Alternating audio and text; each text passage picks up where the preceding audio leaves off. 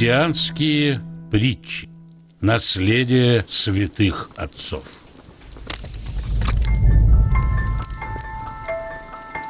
Наказание или милосердие.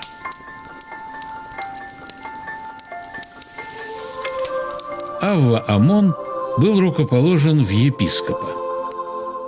В этом сане он действовал из благодатного настроения и духовного разума, приобретенных монашеским жительством.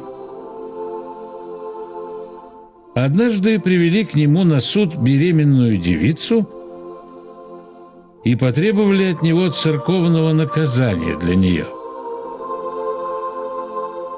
Епископ оградил ее крестным знамением и повелел дать ей 6 пар полотен, говоря: «Ей предстоит труд родов.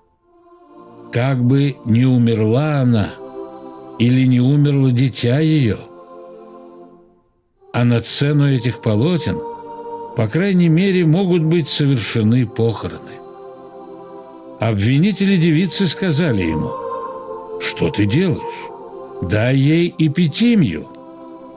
Он отвечал им: «Братья, разве вы не видите, что она близка к смерти? Как же мне возложить на нее еще что-либо?»